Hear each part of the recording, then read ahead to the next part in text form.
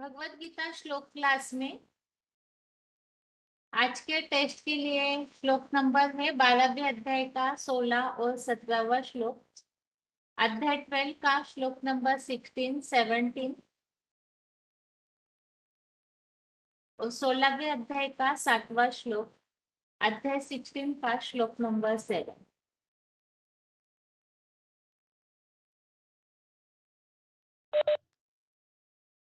हम शांति दीदी। हाँ जी। पॉइंट बोलो दीदी। हाँ जी। 16 का 7 नंबर श्लोक है।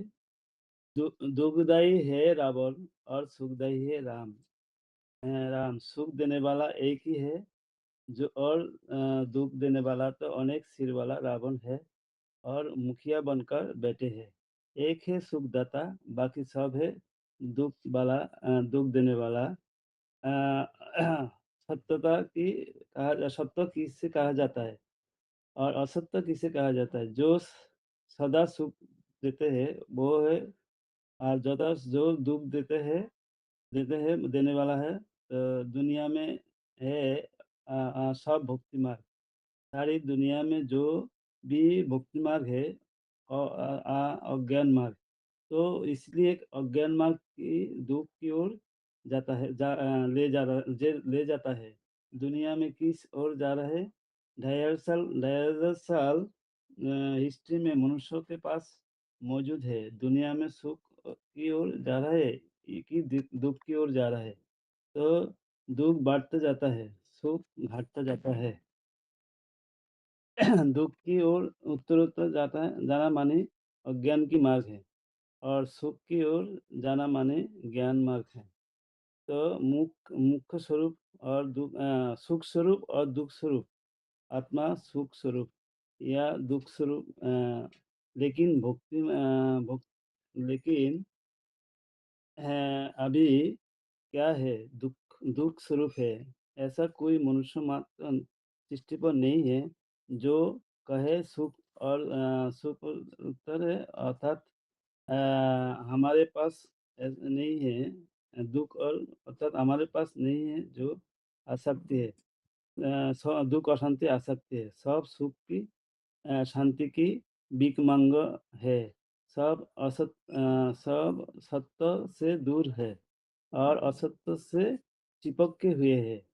सत्य एक बाप है, अनेक से आता है असत्य, और एक से आता है सत्य। अनेक झूठ खंड में सब झूठे है। झूठे देना, झूठे लेना, झूठे भोजन खाना, ये हर बात में झूठी ही झूठ है। और दीदी श्लोक बोलो दीदी। हाँ जी। प्रवृत्तिम च निवृत्तिम च जना न बुद्धः असुरः न शुचम न अपि च आचारः न सत्यम तेषु विद्यते। दीदी 12 अध्याय का श्लोक बोलो। हाँ बताइए। अनपेक्ष अशुचि दक्षः उदासीनो व्यथः सर्वारंभ परित्यागी यो मद्भक्तम स मे प्रियः। और 17वां है, यह न रिष्यति न दृष्टि न शुचोति न कांति शुभाशुभ परित्यागी भक्तिमान यह स मे प्रियः। हम शांति दीदी। ठीक।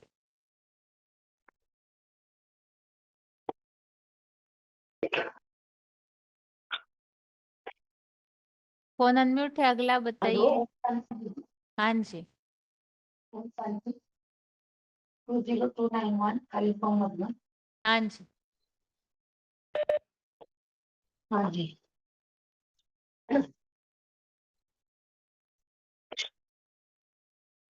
हाँ दीदी। पॉइंट अगर नोट किया है तो बताइए माता जी, नहीं तो श्लोक पढ़िए। अच्छा कोई नहीं।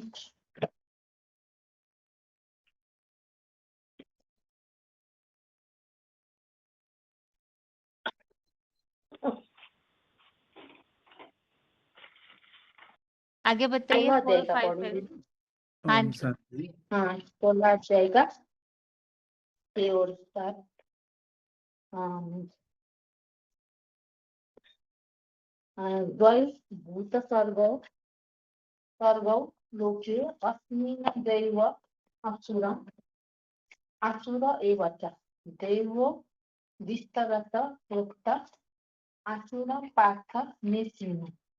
हे पार्थ, इस ब्रह्मा के दिन रात वाली दुख की दुनिया में प्राणियों की सृष्टि स्वर्ग और नरक दो प्रकार की है, दो प्रकार की ही है। ज्ञान सूर्य शिव के दिन में देवताओं की और नारकीय रात में देवताओं जैसे दुखदायी राक्षसों की दैवी सृष्टि विस्तार से चौमुखी संगति ब्रह्म मुख द्वारा पहले ही बताई गई। अब सर्वोत्तर सदा दुखदायी आसुरी सृष्टि मेरे शिव समान जगत पिता से सुन। और सातवां श्लोक है प्रवृत्तं प्रवृत्तिं च निवृत्तिं च जना न विदुः आसुरा न शौचं न अपि च आचाराः न सत्यं तेषु विद्यते। इसका अर्थ द्वापर से दैत्यादि आसुरी गुणों वाले वे अभिमानी मनुष्य करने योग्य सुखदायी कर्म और त्यागने योग्य दुखदायी हिंसक कर्म को भी नहीं जानते।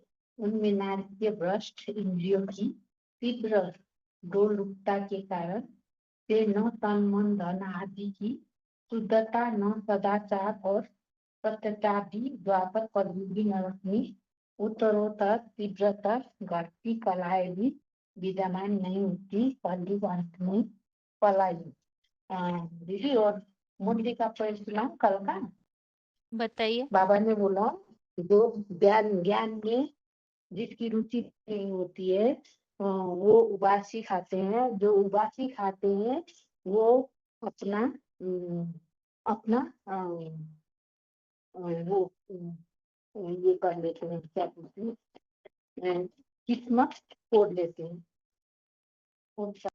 हाँ जी, बताइए। ओम शांति। ये पॉइंट है, ये 16 का 7 है। प्रवृत्तिं च निवृत्तिं च जना न विदु आसुरा न शौचं न अपि च आचारं न सत्यं तेषु विद्यते। इसमें है भ्रष्ट इंद्रिय की तीव्र लोलुपता की पॉइंट है। बेहद में है सब जीवात्माएं जो सुखदायी बनती है सत्ययुग त्रेता में, और द्वापर कलयुग में रावण की कंट्रोल में आने से दुखदायी बनते हैं। अभी जो 5 तत्व कुदरत के 5 ही रूप दुखदायी बन चुकी है क्योंकि रावण की कंट्रोल में है। यह 10 श्री वाला चित्र है रावण का। अभी बाप ने तुमको सारा राज समझाया। राम राज्य कब से कब तक चलता है, यह बेहद का हिस्ट्री ज्योग्राफी है। रावण है पुराना दुश्मन भारत का। उसने हमारी कितनी दुर्गति की है। आसुरी भिखारी है ना, भ्रष्टाचारी क्यों कहा जाता है? भ्रष्टाचारी इसलिए कहा जाता है क्योंकि भ्रष्ट आचरण करने से पैदा होते हैं, मूत पलती बनते हैं, भ्रष्ट इंद्रियों की आचरण से नीचे गिरते हैं, धन से भी नीचे शक्ति क्षीण होते हैं, मन से भी शक्ति क्षीण होते हैं, समय भी बर्बाद जाता है और फायदा कुछ भी नहीं होता। उसको कहा जाता है विकृति या विकार। कार माना कार्य, बी माना विपरीत। जो कार्य नहीं करना चाहिए उस कार्य की विपरीत कार्य। जो श्रीमत कहती है वो कार्य सुकृत पुण्य कर्म। जो श्रीमत की विपरीत कर्म किया जाता है वो है विकार। भारत ही पवित्र हेवन था, उस बात का तुम बच्चे ही भूल गए हैं। ओम शांति। बहन जी टॉपिक बनाया था वो महाभारत, वो अच्छा, बोले। ठीक है, लास्ट में। हाँ जी।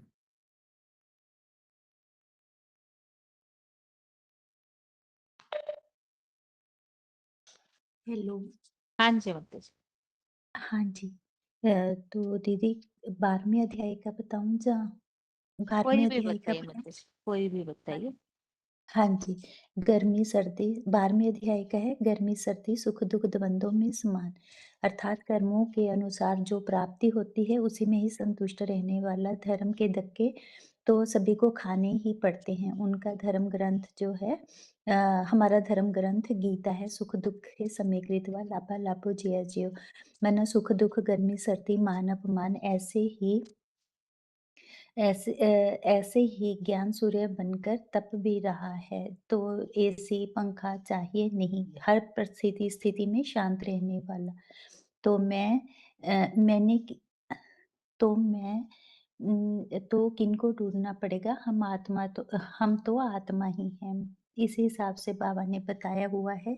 स्तुति, निंदा, मान, अपमान मानने की भगवान सब में ऊँची स्थिति वाला है। ऊँची मेंटालिटी वाला होगा तो ऊँची मेंटालिटी वाले को कोई ग्लानि या महिमा का असर नहीं पड़ता है। वो बेगमपुर का बादशाह ही बनकर रहेगा, जैसा करेंगे वैसा ही पाएँगे। इस हिसाब से वो हर स्थिति परिस्थिति में समान ही रहने वाला है। हेलो? हाँ जी माता जी। हाँ, दीदी एक न पॉइंट था हाँ। 15 अध्याय का 3रा नंबर श्लोक है ना, उसमें खूब पकी हुई जड़ों वाला आया हुआ है ना, हाँ जी वो माता जी।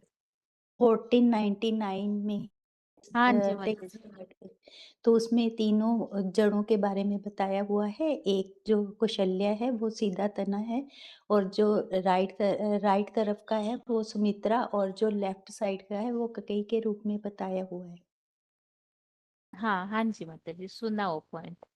हाँ जी, हाँ जी, ठीक है। ठीक है। हाँ, आगे बताइए, अगला फोन अनम्यूट है।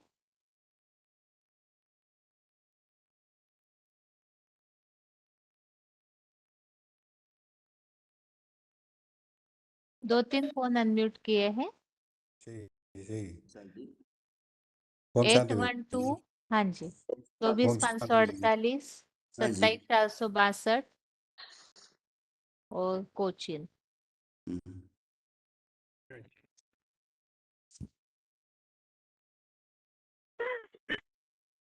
यहाँ श्लोक में बात आई है, जो न प्रिय से प्रसन्न होता है न अप्रिय में द्वेषी है। तो यहाँ प्रश्न यह है कि ये स्थिति कैसे आ सकती है, क्योंकि सर्वसाधारणतः ऐसे होता है कि जिनसे स्वभाव संस्कार मिलते नहीं है तो उनके प्रति कहीं ना कहीं घृणा भाव आ ही जाता है। तो ऐसी कंडीशन न हो तो ये पुरुषार्थ कैसे हो सकता है?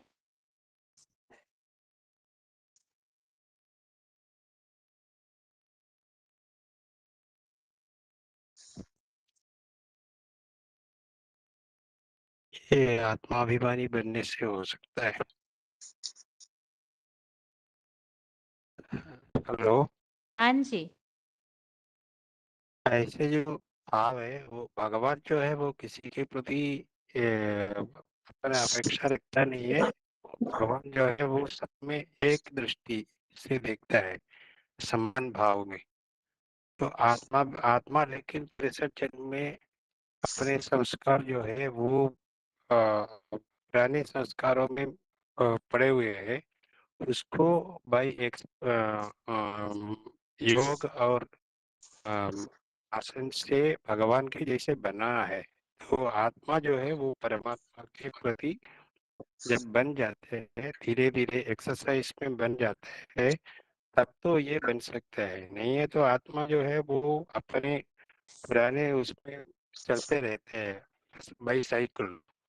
तो हमारे जो भाव है भगवान के प्रति, जो भाव है वो भाव जो है वो भगवान के अच्छे होना चाहिए। शुभ चिंतक, शुभ या अशुभ, वो सब भगवान के प्रति उस आत्मा ने जो किया है वो अशुभ हो सकता है। हमारे कर्म के साथ पहले जो 63 जन्म में हमारे साथ व्यवहार है वो हमारे को अशुभ दिया है, लेकिन आत्मा जो है, आत्मा हमेशा पीसफुल है। तो आत्मा के प्रति हमारे जो कर्म फल है वो हम इस जन्म में भोगते हैं। इस हिसाब से हम आत्मा आत्मा भाई भाई के हिसाब से देखना है, वो भगवान को प्रिय है। अब योगक्षेमम भाव्यहम जो नए चैप्टर में 22 श्लोक में जो बताया है ऐसे आएगा। हेलो। आगे ये हाँ है जी। हाँ जी, जो सदा स्वाभिमानी है, हर परिस्थिति में माने कोई प्रकार परिस्थिति उसको व्यथित नहीं करता। इसका मिसाल दिया जैसे कि महाराणा प्रताप है, उसकी जीवन में बहुत उतार चढ़ाव आया है, लेकिन वो कभी भी दुखी नहीं हुआ है। देखने वालों को तो लगता है कि ये बहुत माने ज्यादा परेशान में है, लेकिन वो कभी नहीं होता। चाहे घास की रोटी खाने तक वक्त भी आया उसके जीवन में, लेकिन कभी भाग्य का रोना वो नहीं रोता है, हमेशा खुश रहता है। माने ये किस बात की यादगार है ना, वो अपनी मातृभूमि की रक्षा करने के लिए वो लड़ाई में श्रेष्ठ भावना रखता है अपने अंदर, वो अपने जो स्वाभिमान है वही जगता है। तो उसी स्टेज में टिके रहने की बात है। हमारा ब्राह्मण जीवन में बाबा ने जो हमको सबसे बड़ा पावरफुल क्या दिया है, संकल्प। तुम सूर्यवंशी बच्चे जो है सर्वदा श्रेष्ठ संकल्प करो। और जो युगी है उसका परिभाषा है त्यागी। माने त्याग क्या है, त्याग कब आएगा, जब साकार को हम याद करेंगे। साकार का जो मूर्त दिखाया गया है, सबसे सबसे बड़ा त्यागी है संसार वैरागी। जो साकारी प्रेमी होते हैं, साकार का सगुण वो उसके अंदर माने आ ही जाता है, क्योंकि 63 जन्म के हम आदि है साकार को याद करने के।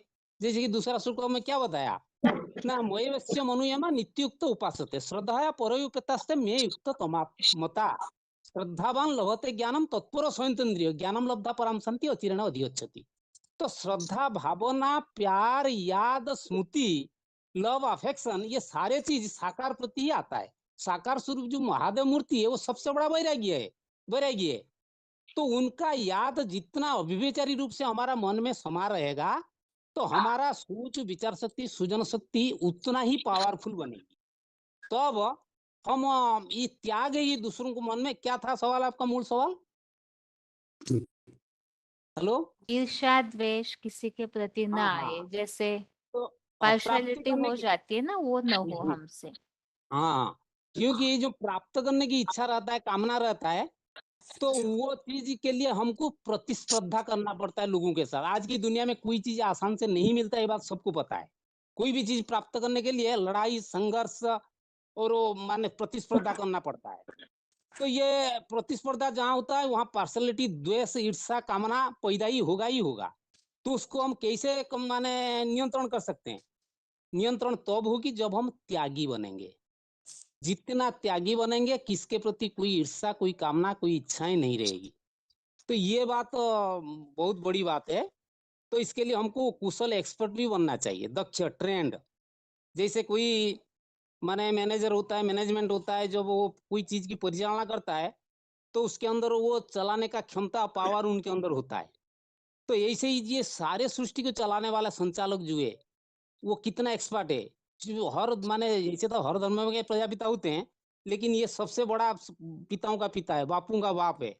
तो इसीलिए ये माने सबसे बड़ा दक्ष है। उसी प्रकार यदि दक्ष हमारे अंदर दक्षता नहीं आएगा, माने तब जाके हम माने सारे संसार को नियंत्रण कर पाएंगे। बा अपना अंदर जी वो कामना नहीं रहेगा। तो श्रीमती को अनुकूल कर्म करेंगे, जिसको बताया युगक्षम में वहाम्यम, ये बात भी आएगा। पक्षपात करना माना जिसको कहा जाता है कि देह का संबंधी, नाते, रिश्तेदार के प्रति आज की जैसे माने लोग पक्षपात करते हैं, इसे दुष्टि नहीं रहेगा। हमारा भावना रहेगा आत्मिक प्रति, ये सर्वभूतस्थ आत्मानं सर्वभूतानि चात्मानि इच्छति युगतात्मा सर्वत्र समदर्शिनी। तो सबके प्रति समान भाव रहेगा हमारा मन में। हेलो, हाँ जी, तुमसा 812 बताइए। हाँ, या जिस व्यक्ति को आत्मा, परमात्मा और इस ड्रामा का राज और कर्म अकर्म विकर्मों को जानकारी है, वह सुख दुख से परे और इच्छा द्वेष ईर्ष्या सबसे परे हो जाता है। इसलिए कहते हैं संयोगे वियोगस्य संसूचयत संभवम अनतिक्रमणीय जन्म मृत्यु विभागम। माना संयोग में ही वियोग अंतर्लीन है। अतिक्रमण ना करने, जो मृत्यु को अतिक्रमण नहीं कर सकते कोई भी, सो मृत्यु को अतिक्रमण नहीं करते, उसमें ही जन्म भी है। शरीर छोड़ दिया तो फिर जन्म लेगा। तो ये तो ड्रामा में चलता ही रहता है। ये जो आत्मिक स्थिति को धारण करता है उनको द्वंद्व सभी द्वंद्वों से मुक्त हो जाता है, ऐसा कहा है। और बहन जी ये 16 अध्याय का है, प्रवृत्तिंच निवृत्तिंच जनान विदुरासुरा न शौचम न पिचाचारो न सत्यम तेषु विद्यते। असुर स्वभाव वाले प्रवृत्ति और निवृत्ति को अर्थात कर्तव्य और अकर्तव्य को भी नहीं जानते हैं, इसीलिए उनमें बाह्यांतर शुचि भी नहीं होती और श्रेष्ठ व्यवहार भी नहीं होता, सच्चे भाषण भी नहीं होता। और कहते हैं शौचम ऐसा होना है, जो श्रीमत को फॉलो करता है वो श्रेष्ठ कर्म है। श्रीमत के अनुसार कोई श्रीमत के बरखिलाफ कोई बात करता है तो उसको रावण संप्रदाय समझो, ये बाबा का मुरली का पॉइंट है। इसलिए ज्ञान होने पर भी ऐसे व्यवहार करते हैं, माना विपरीत ज्ञान हो जाता है। साक्षरता विपरीता चेत राक्षसा ही केवलम। अगर विपरीत ज्ञान हो गया तो रावण जैसा राक्षसी बन जाता है। और इसलिए गीता में आया है, तस्मात् शास्त्रम प्रमाणं कार्याकार्य व्यवस्थित हो। कार्य क्या है, अवकर्य क्या है, श्रीमत के अनुसार ही करना है। ज्ञात्वा शास्त्र विधानोक्तम कर्म कर्तुमर्हसि। शास्त्र जो कहता है उसी के अनुसार कर्तव्यों को पालन करना है।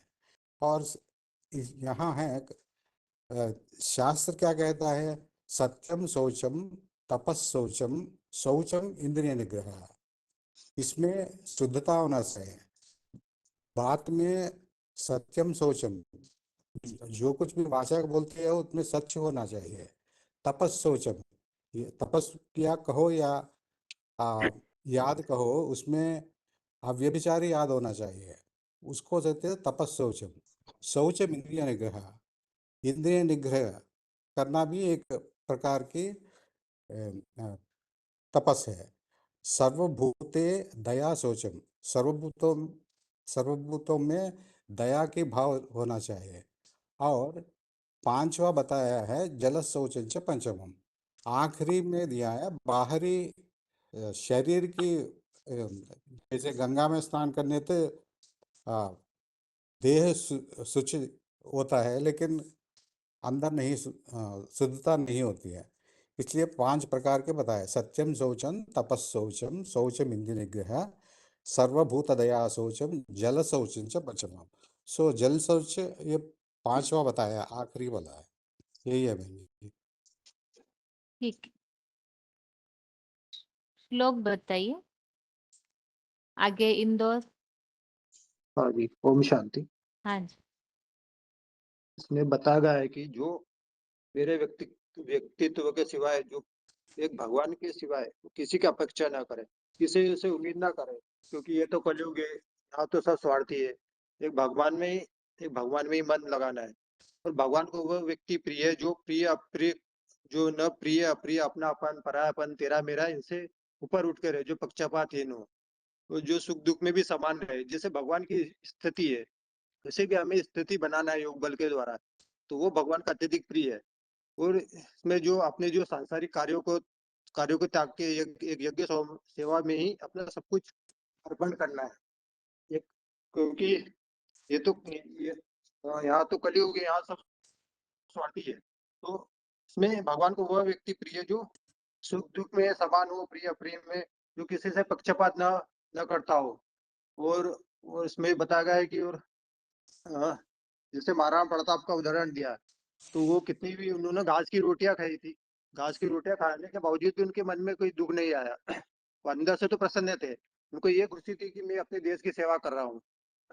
वैसे हमें भी दुखी नहीं होना है, किसी ने कुछ बोल दिया तो हम दुखी हो गए तुरंत, नहीं, ऐसा नहीं करना है। एक कान से सुनना है, दूसरे कान से निकाल देना है, भले कितना भी कोई दुख दे, हमें अंदर से प्रसन्न ही रहना है।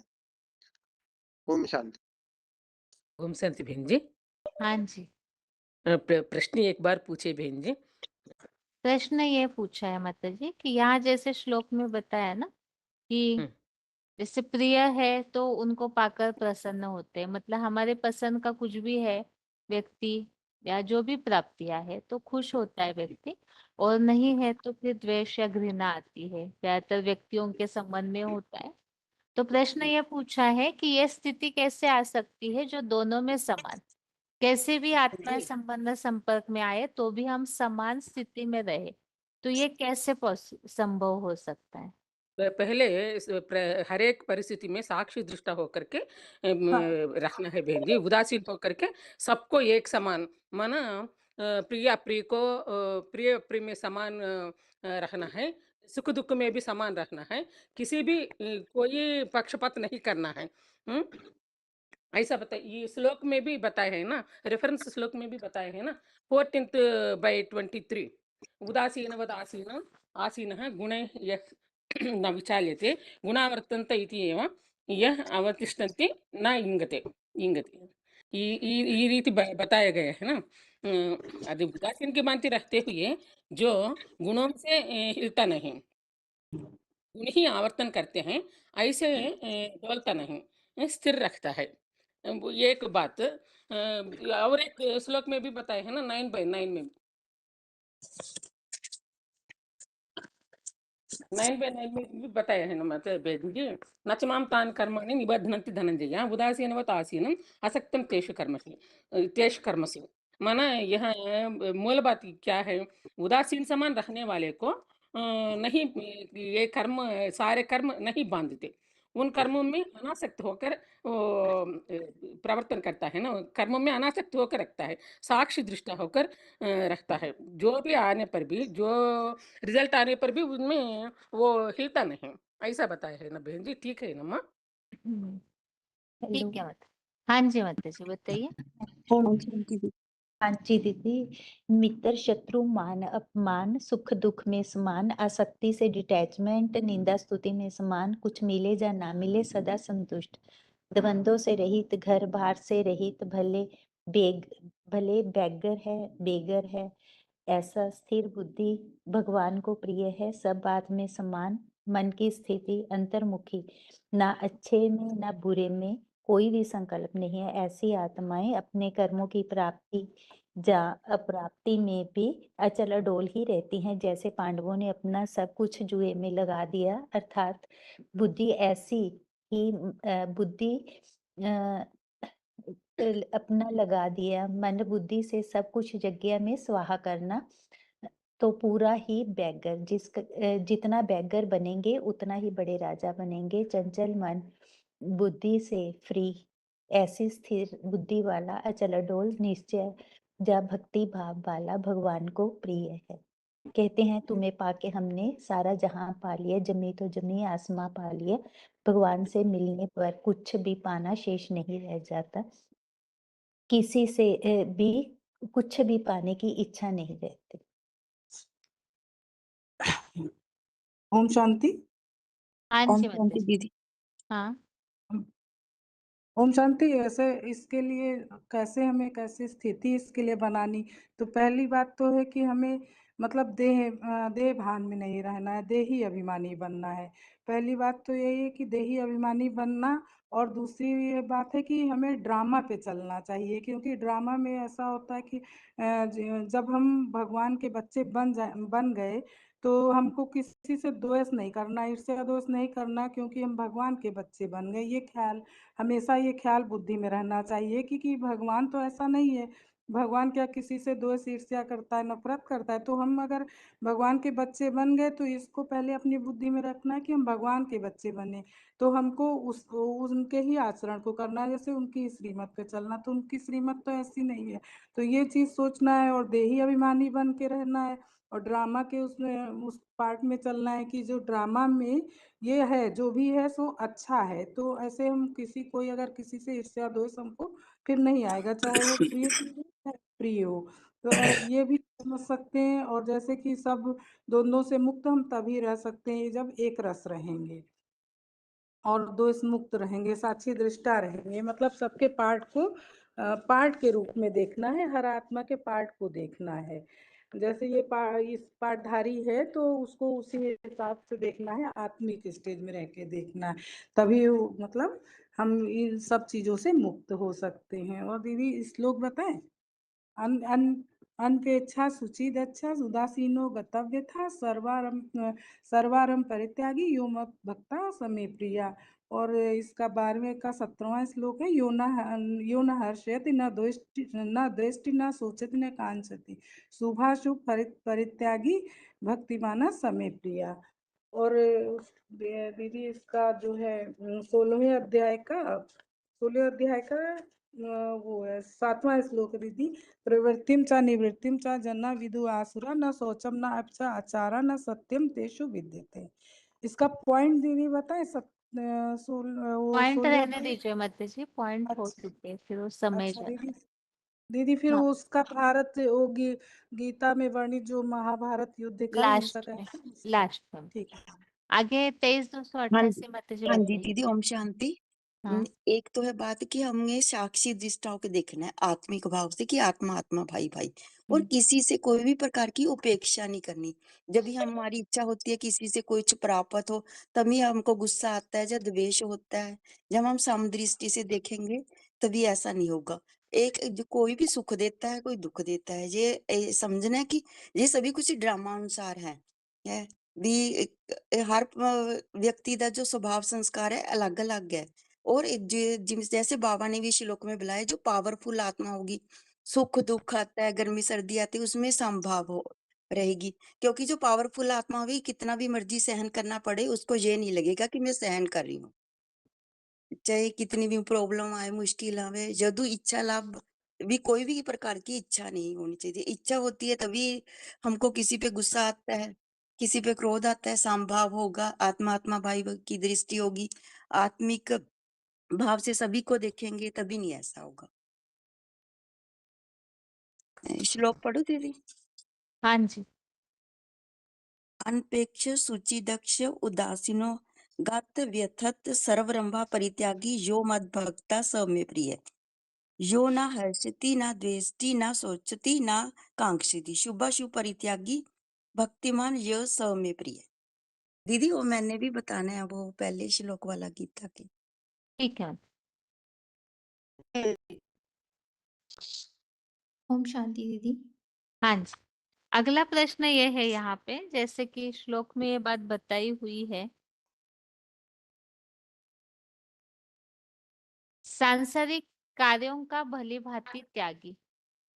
इसका अर्थ क्या है? जैसे बाहर वाले अगर ये श्लोक को समझेंगे, सब कार्यों का भली भांति त्यागी, तो उन्हें किस तरह से समझा सकते हैं कि भगवान को सब कार्यों का त्यागी पसंद है? तो इसका मतलब यही कि सन्यासी बनना है। तो इस बात को कैसे स्पष्ट करेंगे? हाँ जी दीदी, इसके लिए बताना है कि यज्ञ के अर्थ ही कर्म करने हैं। यज्ञ के सिवा हम जो भी कर्म करते हैं वो हमें कर्म बंधन में डालते हैं। क्योंकि जो हम यज्ञ के सिवा कर्म करते हैं तो हम ये समझते हैं हम किसी परिवार का सदस्य या किसी के लिए हम उसके लिए कर रहे हैं, इसके लिए कर रहे हैं, तो वो हमें कर्म बंधन में डाल देते हैं। तो बाबा ये नहीं बोलते कि वो हमें कर्म नहीं करने, कर्म तो करने हैं, लेकिन उसको ये समझ के करना है कि हम भगवान के यज्ञ की सेवा कर रहे हैं। चाहे हम लौकिक कार्य भी कर रहे हैं तब भी हमने ये समझना है, अपना भाव चेंज करना है कि हम भगवान के यज्ञ की सेवा कर रहे हैं, तब हम कर्म बंधन में नहीं बंधेंगे। ये कर्म छोड़ने के लिए नहीं कहते हैं, वो ऐसे समझा सकते हैं। और दीदी जो वो आप पहले प्रिय अप्रिय का पूछ रहे थे ना, उसमें भी ये आएगा कि जैसे भगवान है उनके ऊपर हम कोई फूल पत्ते फल चढ़ाते हैं, कोई फूल चढ़ाते हैं, कोई अक धतूरा भी चढ़ाते हैं, तो लेकिन वो तो सबको स्वीकार कर लेते हैं, किसी से भी वो ये द्वेष नहीं करते, मतलब ये नहीं करते कि इसने धतूरा मतलब खराब चीज चढ़ाई है तो अप्रसन्न नहीं होते। तो उसी तरह हम भगवान के बच्चे बने हैं तो हमने हमारे अंदर भी वो गुण आना चाहिए कि हम ना अप्रिय से दुखी ना हो और प्रिय में सुखी ना हो। क्योंकि जैसा बाप वैसे बच्चों को बनना है। अगर हमारे अंदर किसी के प्रति वैर या नफरत आती है तो हम ज्ञानी नहीं है, फिर तो अज्ञानी हो गए। तो बाबा बोलते हैं ना, फिर ज्ञानी और अज्ञानी में फर्क क्या रहेगा अगर हम भी वैसा ही बिहेव करेंगे तो। हाँ बहन जी, यज्ञ कर्म के अलावा दीदी दुनिया के ओम जो शांति। कर्म, बहन जी मैं बताऊँ हाँ, हाँ हाँ बताइए बेंगलोर।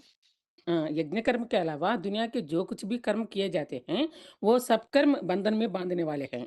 यज्ञ कर्म के अलावा, यज्ञ सेवा के अलावा जितने भी कर्म करने वाले लोग हैं वो इस संसार में वो जो लौकिक कर्म कर रहे हैं वो सारे ही लौकिक कर्म कर्म बंधन में बांधने वाले हैं।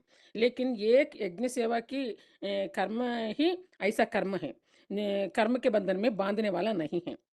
ना यज्ञ सेवा के अलावा कितने भी कर्म हैं इस संसार में, जो सांसारिक कर्म है ईश्वरीय सेवा के कर्म नहीं है। ईश्वरीय सेवा के कर्मों के अलावा इन कर्मेंद्रियम से जो भी हम करते हैं वो सब कर्म बंधन में डालने वाले हैं। ईश्वरीय सेवा के लिए हम इन कर्मेंद्रियों को जो भी कर्म करते हैं वो कर्म बंधन से मुक्त करने के लिए हम पुरुषार्थ करना है ना। सांसारिक कर्म से मुक्त होने के लिए ईश्वरीय कर्म में लगे रखना है। इसके लिए भी हमको रेफरेंस आया है ना 18/49 नैष्कर्म्य सिद्धिम परमा संन्यासेन अधिगच्छति, ऐसा आया है ना इस श्लोक में। फिर ये श्लोक भी आया है बहन जी बाबा इसमें बोल रहे हैं यज्ञ सेवा के अलावा 14/25 में भी रेफरेंस आया है ना बहन जी। मानापमानयोः तुल्य तुल्य मित्र पक्षयोः सर्वारंभ परित्यागी गुणातीतः स उच्यते, ऐसा बताया गया है ना। माना सबका मान अपमान में समान होकर के, मित्र शत्रु दोनों पक्षों में समान होकर के सभी कर्मों का समुचित त्यागी जो होता है वो गुण संघात से परे कहा जाता है, ऐसा बताया गया है बहन जी। ये ठीक है ना माँ? ठीक है माता जी। हाँ बताइए, और दूसरे माता जी जो बोल रहे हैं। हाँ जी दीदी ओम शांति। हाँ हाँ हाँ जी। बाबा ने बताया है अब सब संसारिक कार्यों से भलीभांति त्यागी, इसके लिए बताना है ना दीदी। तो हाँ हमें हाँ यज्ञ सेवा के अलावा कुछ भी हमारी बुद्धि में नहीं रहना चाहिए, सिर्फ यज्ञ सेवा ही हमारी बुद्धि में रहना चाहिए। यहाँ अभी जो देखा जा रहा है कि कोई कहते हैं कि हमें धंधा भी करना है और यज्ञ सेवा भी करना है, तो हमारी बुद्धि तो ज्यादातर धंधा में ही रहेगा। भल हम ईश्वरीय सेवा करेंगे, मनसा वाचा कर्मणा करने की कोशिश करेंगे, पर धंधे में ही बुद्धि जाएगा। बाबा ने मुरली में भी बताया है कि नहीं, संपूर्ण त्यागी। त्यागी माना क्या? मनसा वाचा कर्मणा सबै संपूर्ण से त्यागी होकर एक ईश्वरीय सेवा में लगना है। हमें सारा मन बुद्धि का पावर बाबा के यज्ञ के सेवा में लगाना है, तभी हमें सफलता प्राप्ति होती है। और इंद्रियों की बात आई है, तो इंद्रिय हमारी यहाँ 10 इंद्रिय है, तो फिर 10 से भी ऊपर है मन। तो मन को क्या करना है? मन को हमें कंट्रोल करके 10 इंद्रियों को कंट्रोल करके मन पर जीत पाकर बुद्धिमानों की बुद्धि परमात्मा से, जो शिव से हमें इतना पावर लेना है कि सिर्फ हमारी बुद्धि सेवा के सिवाय दूसरे धंधों में हमारी बुद्धि जाना ही नहीं है। तो ये बाबा ने बताया कि यज्ञ सेवा माना क्या है कि संपूर्ण बाप के सिवा है दूसरा हमारी बुद्धि में रहा तो उसको यज्ञ सेवा नहीं कहा जाता है। भल हम तन से बाहर की दुनिया में सेवा करते हैं कुछ भी अपने स्वार्थ के लिए, रथ के लिए, पर भी हमें संपूर्ण स्वाहा बुद्धि से करना है। और दीदी दूसरा बताऊं दीदी? हाँ बताइए।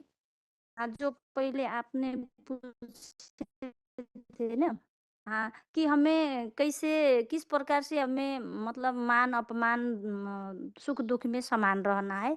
माना हम जब एक बाप की बच्चे हैं, आत्मा आत्मा भाई है, भाई भाई है, और एक बाप दूसरा न कोई। हमारे बाबा ने मुरली में भी बताया है कि आंखों से देखते हैं ना मोबाइल टीवी वगैरह, तो किसी का बात सुन ली और कुछ भी समाचार आदि सुन लिए, तो हमारी बुद्धि में तो उधर थोड़ा लगाव खिंचाव तो हो ही जाती है। तो एक बाप दूसरा नहीं कोई तो हुआ नहीं, फिर हम आत्मा आत्मा भाई भाई रूप में कैसे देख सकते हैं? देख नहीं सकते, तो हमारी बुद्धि में ज्यादातर बाहर की ही बात रहती है। तो हम जब एक बाप के सुनेंगे तो हमें अच्छी तरह हमारी आत्मिक स्थिति भी बनती जाएगी। सच्चा ज्ञान सुनने से हमारी आत्मा ज्योति बिंदु है, हमें पावर भी आएगी, और हम दूसरे को देखते हैं तो आत्मा रूप में भाई भाई भी देखते हैं। तो अगर किसी से कुछ हो गया, दुख भी मिला, तो हमें क्षणिक भर मिलेगा, सेकंड के लिए मिला, वो भी सेकंड को भी हम हटाने का पुरुषार्थ करेंगे कि आगे से हमें ये सेकंड भी दुख नहीं मिलना है। और मान अपमान की बात है, तो मान अपमान तो हमारी हिसाब किताब है। बाबा ने बताया है कि जो हिसाब किताब है 63 जन्म का, वो हिसाब किताब आना ही है।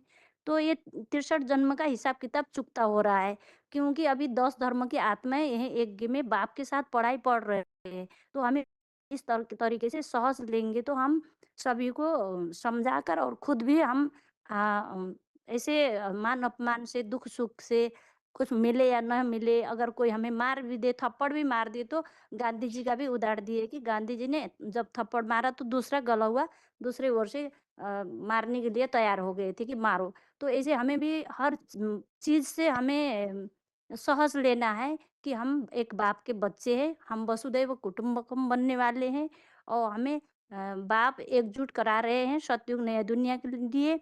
ये हमारी भावना होना चाहिए। अब जो ऐसी भावना वाले बच्चे होते हैं वह अमृत के लिए योग्य बनते हैं।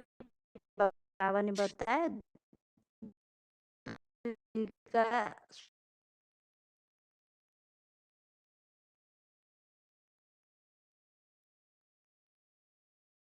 के लिए तैयार भी नहीं हो सकते दीदी। ठीक है आते जी। हाँ जी। आगे बताइए 16वें अध्याय में जो असुरों के लक्षण बताए हुए हैं। ओम शांति। हाँ जी। ये 16 का 7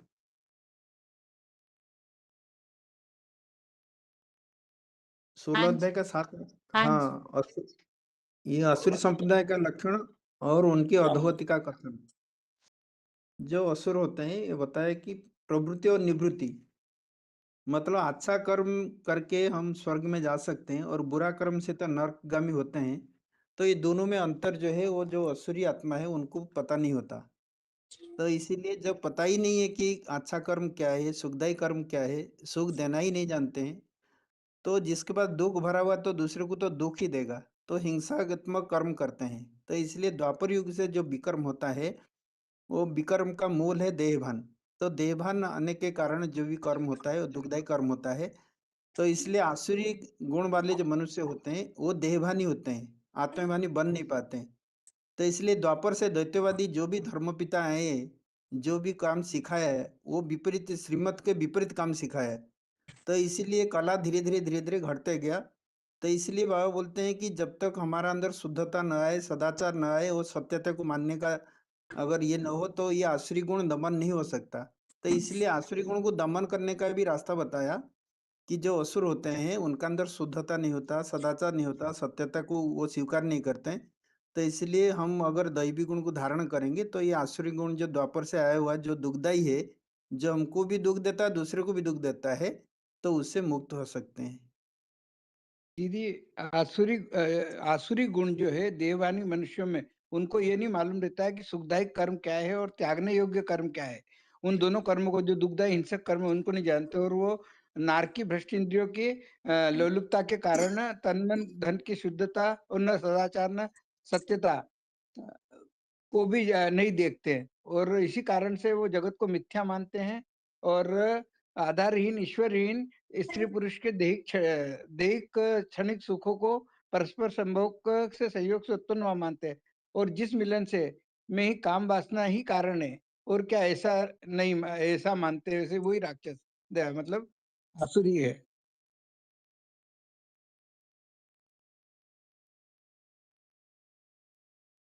हेलो। हाँ जी ठीक है। ओम शांति। हाँ जी। ये 16 के 7 में बाबा ने बताया था, इसका अर्थ है आसुरी गुणों वाले में मनुष्य करने योग्य कर्म और त्यागने योग्य कर्म को भी नहीं जानते हैं, क्योंकि उनमें ना शुद्धता ना सदाचार और सत्य भी नहीं होता है। बीसड़ी भी 140 में बाबा ने बताया कि भ्रष्ट इंद्रियों की लोलुपता से तन मन धन तीनों की शक्तियां बरती जाती हैं, और बीसीडी 657 में बाबा ने बताया कि उनमें सत्यता भी नहीं होती, क्योंकि दुख की ओर जाना माना अज्ञान मार्ग है और सुख की ओर जाना माना ज्ञान मार्ग है। अभी सभी मनुष्य सुख शांति के लिए भागते रहते हैं, सत्य से कुछ दूर है, अज्ञान से चिपके हुए हैं। एक बाप ही सत्य है, बाकी सब असत्य है। ओम शांति। छोटे फोन से जिनका अनम्यूट है 12वें अध्याय के श्लोक पढ़िए शुरू से। छोटे फोन से जिनका अनम्यूट है 12वें अध्याय के शुरू से श्लोक पढ़िए। हेलो। हाँ जी। ओम शांति। 2468 दीदी। हाँ जी पढ़िए माता जी पढ़िए।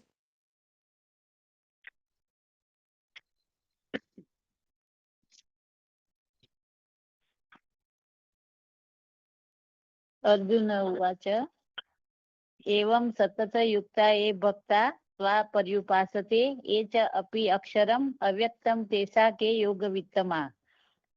श्री भगवान उवाच मयि आवेश्य मनो ये मा नित्ययुक्ता उपासते श्रद्धेया परया उपेताः ते मे युक्ततमा मता। ये तु अक्षरम् अनिर्देश्यम् अव्यक्तं पर्युपासते सर्वत्रगम् अचित्यं च कुटस्थम् अचलं ध्रुवम्। सन्निध्यगम्य इंद्रियग्रामं सर्वत्रं समबुद्ध सन्नियगम्य इंद्रियग्राम्यं सर्वत्र समबुद्धयः ते प्राणुवन्ति मा एव सर्वभूतहिते रता। प्राप्नुवन्ति। क्लेशः दीदी प्राप्नुवन्ति। क्या दीदी? प्राप्नुवन्ति। हाँ, प्राप्नुवन्ति मा एव सर्वभूतहिते रता। क्लेशः अधिकतरः तेषा अव्यक्तासक्तचेतसा अव्यक्ता हि गति दुःखं देहवद्धि अवाप्यते। ये तु सर्वाणि कर्माणि मयि सन्न्यस्य मत्पराः अन्यनेन एव योगेन मा ध्यानस्थ उपासते तेषा अहं समुद्वहर्ता मृत्यु संसार सागरात् भवामि न चिरात् पार्थ मयि आवेशित चेतसा।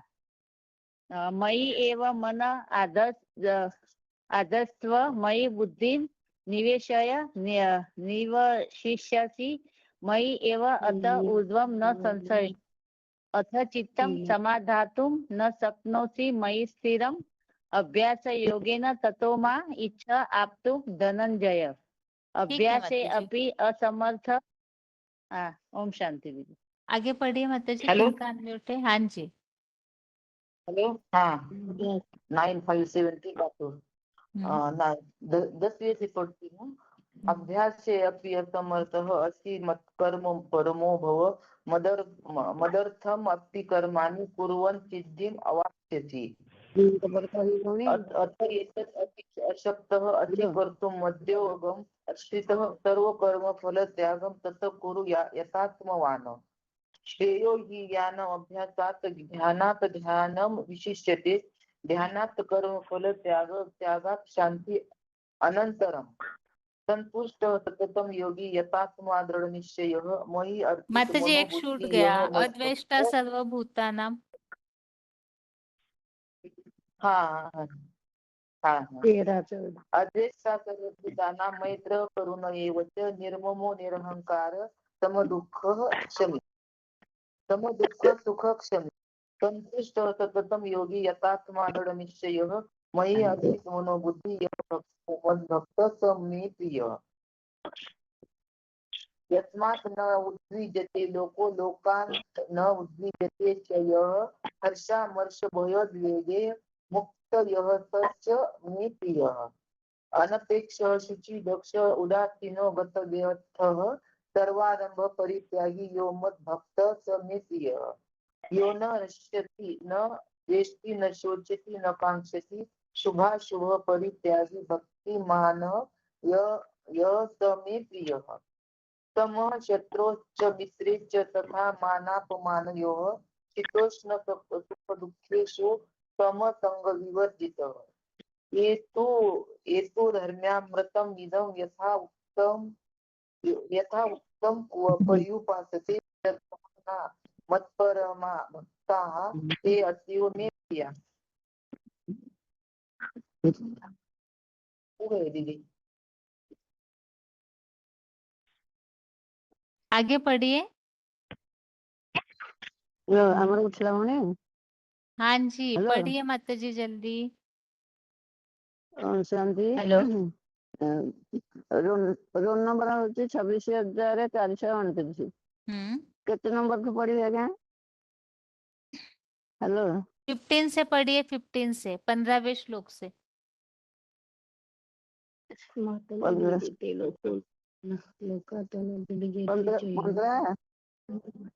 15 तो कहाँ है? तस्मात् उद्धज्यते लोकलोकानत उद्धज्यते च यः हर्षमर्ष भयोद्वेगः मुक्त यः स च मे प्रियः अनपेक्ष शुचिदक्ष उदासीन गतव्यथा सर्वसंभा परित्यागी च मद्भक्त स मे प्रियः जो न हृत्यासी न दृष्टि न शोचति न कांक्षाति शुभाशुभं परित्यागी भक्तिमान यः स मे प्रियः स्वम रात्रि च मित्र च तथा मान अपमानः शीतोष्णो दुखे सुखेषु समसंगवर्जिताः ये तु धर्मामृतम् इदं तथा उक्तं पर्युपासते सधायानामप्तरमा भक्तते अतीव मे प्रियः। आगे पढ़िए, किनका अनम्यूट है? हेलो। हाँ जी, पढ़िए पढ़िए। भक्ति योग नाम 12वां अध्याय। अर्जुन उवाच एवं सतत युक्तो अयुक्ता ये भक्ता त्वां पर्युपासते ये च अपि अक्षरम् अव्यक्तं तेषां के योगवित्तमा। श्री भगवान वाच मयि अवेशा मनो ये माम नित्ययुक्ता उपासते हृदया पर्या उपेता ते मे युक्ततमा मता। ये तु अक्षरम् अनिर्देशम् अव्यक्तं पर्युपासते सर्वत्र गम अचिन्त्यं च कुटस्थम् अचलं ध्रुवम् सन्नियम इन्द्रियग्रामं सर्वत्र समबुद्ध ते प्राप्नुवन्ति मामएव सर्वभूत हिते रताः। क्लेश अधिकतर तेषाम् अव्यक्तसक्तचेतसाम् अव्यक्ता हि गति दुःखं देहाब्धि अवाप्ति। ये तु सर्वाणि कर्माणि मयि सन्न्यस्य मत्परा अन्येन एव योगेन माम ध्यायन्त उपासते तेषां हम समृद्धता मृत्यु संसार सागरात् भवानी न चिरात् पार्थ मयि आवेशित चेतसाम्। ठीक है माता जी, आगे पढ़िए। ओम शांति दीदी 5494 5494 पढ़िए। 6305 नासिक मधुबन दीदी। 5494 माता ओम जी शांति। शुरू कीजिए। 1 मिनट नासिक के माता जी रुकिए। पढ़ रहे क्या ना 5494? हाँ, सात से पढ़ूं पहले। हाँ जी, पढ़िए। तेषामहं समुद्धर्ता मृत्यु संसार सागरात् भवामि न चिरात् पार्थ मय्या व्यसित चेतसा। मय्येव मन अदत्स्व मयि बुद्धिं निवशिष्यसि मय्येव अत ऊर्ध्वं न संशयः। अथ चित्तं समादातुं न शक्नोषि मयि स्थिरम् अभ्यासयोगेन ततो मामिच्छाप्तुं धनञ्जय।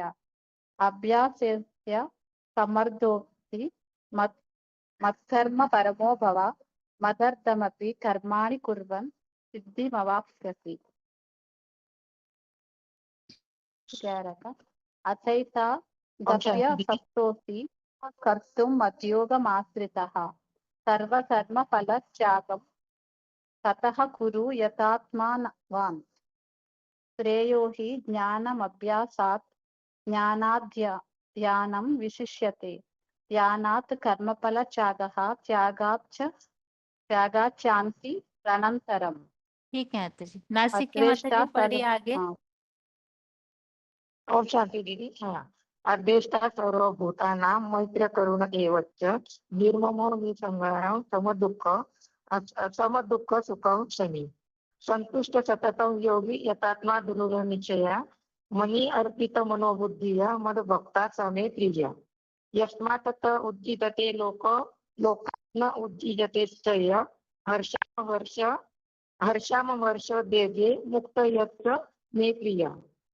अनपेक्ष शुचि दक्षा उदासीनो गतवेत्ता सर्वरंभा परित्यागी यो मदभक्ता समे प्रिय यो न हर्षति न वेष्टि न शोचति यो न हर्षति न वेष्टि न शोचति न कांक्षति शुभ शुभ परित्यागी भक्तिमान यमे य समे प्रिय। यह न हर्षति न वेष्टि, हाँ वो हो गया। समश्रतो न समा शत्रोत मित्रे च तथा मानपमानयो शीतोष्ण सुख दुःखेषु संग विवर्जिताः तुल्य निंदास्तुति मौनी संतुष्टो येन केनचित् अनिकेत स्थिरमति भक्तिमान में प्रियो नरः। ये तु धर्मामृष्टम इदम यथा उक्तम पर्युपासते श्रद्धानां मत्परत्मा भक्ता ते अतीत में प्रिया। ठीक है दीदी, आगे का पढ़ूं? नहीं मतलब आगे 27-882 पढ़िए। हाँ जी। अर्जुन उवाच एवं सतयुक्ता ते भक्ता सतत युक्ता ते ये भक्ता त्वां पर्युपासते ये च अपि अक्षरम अव्यक्तम तेषां के योगवित्तमा। श्री भगवान उवाच मयि आवेश्य मन्यो ये मां नित्ययुक्ता उपासते श्रद्धया परया उपेता ते मे युक्तत्मा मता। ये तु अक्षरम अनिर्देश्यम अयक्तम पर्युपासते सर्वत्रगम अचिन्त्यम च कूटस्थम अचलम ध्रुवम सन्नियम्य इंद्रियग्रामम सर्वत्र समबुद्धय ते प्राप्नुवन्ति माम एव सर्वभूतहिते रता। क्लेश अधिकतरम तेषाम अव्यक्तसचेतसाम अव्यक्ता ही गति दुःखम देहवद्भि अव्याप्यते। ये तु सर्वाणि कर्माणि मयि सन्न्यस्य मत्परा अनन्येय एव योगेन मां ध्यायन्त उपासते तेषाम् अहं समुद्रता मृत्युसंसारसागरात् भवामि न चिरात् पार्थ मयि आवेशित चेतसाम्। मयि एव मन आधस्व मयि बुद्धि निवश्यसि मयि एव अत ऊर्ध्वं न संशय। अथ चित्तं समाधातुं न शक्नोषि मयि स्थिरम् अभ्यासयोगेन ततो माम् इच्छ आप्तु धनंजय। अभ्यासे अति असमर्थ असि मत्कर्म परमो भव मदर्थ अपि कर्माणि कुर्वन् सिद्धिं अवाप्यसि। अथ एत अपि अशक असि कर्तुं मदोगम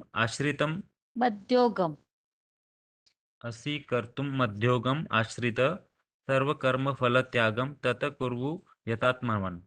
श्रेयो हि ज्ञानम् अभ्यासात् ज्ञानात् ध्यानं विशिष्यते ध्यानात् कर्मफलत्यागात् शान्ति अनन्तरम्।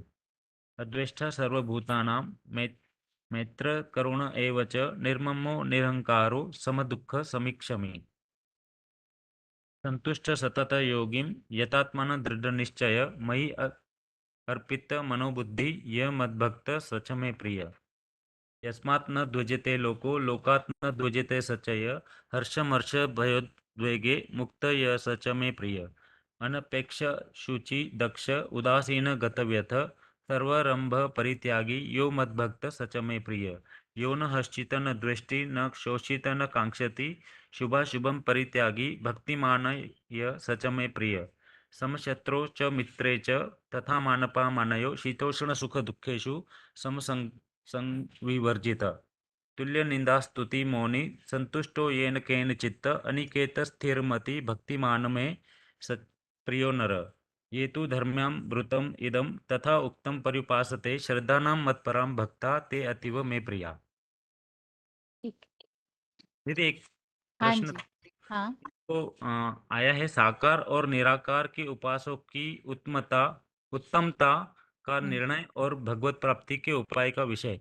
तो उत्तमता मतलब माने श्रेष्ठता, मतलब साकार और निराकार के उपासकों की श्रेष्ठता। माना इसमें यहाँ जैसे हमने श्लोकों में देखा ना कि साकार में निराकार को याद करने वाले हाँ जी। और सिर्फ निराकार को याद करने वाले, इनकी जो तुलना बताई है ना, तो उस हिसाब से बताए कि इन उपासकों में उनकी उत्तमता कौन श्रेष्ठ है, अच्छा अच्छा। उनका निर्णय बताया ना, माने तुलना की गई है और उन दोनों दोनों में में श्रेष्ठ कौन है। ठीक है। अभी हाथ वैसे नीचे किए हैं सभी के, फिर से उठाए हैं, तो दोबारा हाथ नीचे किए जा रहे हैं और प्रश्न ये है, अभी तक जो भी श्लोक हम पढ़ चुके हैं उसमें से ही है। प्रश्न ये है कि इसी जन्म में जो पुरुषार्थ करते हैं हम पुरुषोत्तम संगम युग में, उसकी प्राप्ति हमें इस जन्म में होती है। तो ऐसा कोई श्लोक बताइए गीता में पढ़े हुए में से कि पुरुषार्थ किया तो प्राप्ति इसी जन्म में हो जाती है।